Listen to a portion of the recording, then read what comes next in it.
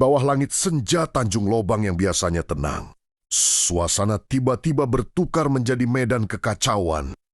Sekumpulan ahli pemberontak dari Puak Deer Rush, yang terkenal dengan zirah besi berkarat dan senjata tajam, sedang melakukan kekacauan di pesisir pantai.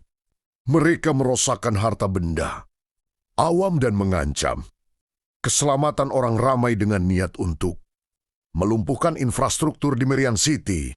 Aidan yang baru saja menyadari kuasa luar biasa yang mengalir dalam dirinya selepas penemuan cincin kenyalang itu, tidak mampu berdiam diri. Dengan satu seruan dalaman yang menyatukan semangatnya dengan logam purba tersebut, tubuhnya diselimuti cahaya emas dan biru elektrik. Dalam sekelip mata, pemuda sungai itu bertransformasi menjadi Kenyalangman, sang pelindung dengan zirah, futuristik dan sayap megah yang berderak. Dengan tenaga petir, secibanya di Tanjung Lobang, Kenyalangman mendarat dengan dentuman kuat yang menggegarkan tanah. Para pemberontak Deer Rush yang terkejut segera menyerang. Namun pergerakan Kenyalangman terlalu pantas. Dengan perisai kenyalangitanya, dia menepis setiap serangan dan melumpuhkan sebahagian besar pengikut Deer Rush menggunakan pancaran tenaga elektrik yang terkawal. Di tengah-tengah kekecohan itu, muncul satu susuk tubuh yang lebih menggerunkan Jimun si pedang karat. Ketua ketiga Deer Rush, Jimun melangkah keluar dengan pedang besar yang diselaputi karat beracun. Matanya menyala dengan kejahatan. Jadi, inilah Kenyalangman yang mereka agungkan, ejek Jimun sambil menghayun pedangnya yang menghasilkan bunyi geseran logam yang tajam. Pesta runggeng antara mereka tidak dapat dielakkan. Jimun menyerang dengan teknik pedang yang kasar namun mematikan.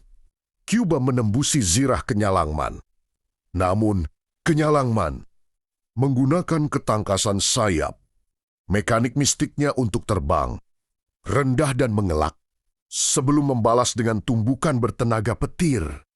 Pertempuran sengit di tepian Tanjung Lobang itu berakhir dengan satu serangan pemungkas dari Kenyalangman yang menyahcas.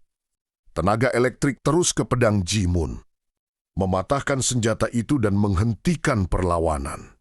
Jimun serta Soki pengikutnya, Kenyalangman berdiri megah di bawah cahaya matahari yang sedang terbenam, menandakan permulaan tugasnya sebagai pelindung Merian City yang baru. Pertemuan pertama ini bukan sahaja menumpaskan Jimun, malah memberi amaran keras kepada Deer Rush bahwa keamanan kota ini kini berada di bawah pengawasan Kenyalangman. Adakah Anda ingin saya menyambung kisah ini dengan plot di mana ketua kedua, Dato Malas, mula merancang serangan balas yang lebih besar?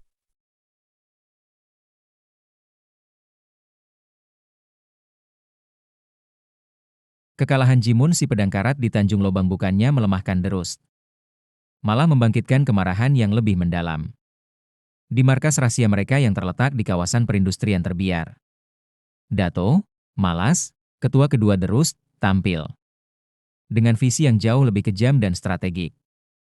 Dato Malas, yang sentiasa berselindung di sebalik topeng besi berkarat dengan renungan mata yang membara, tidak lagi berminat dengan kekacauan kecil di pesisir pantai.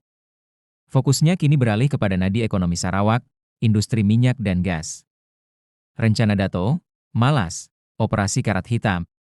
Dato Malas memanggil sakibaki tenteranya dan mengumumkan agenda baharu. Sabotaj infrastruktur. Beliau mengarahkan pasukannya untuk menyusup masuk ke pelantar minyak luar, pesisir dan fasiliti pemprosesan utama, bertujuan untuk menguasai aliran sumber tenaga tersebut bagi membiayai penguasaan mereka ke atas Merian City.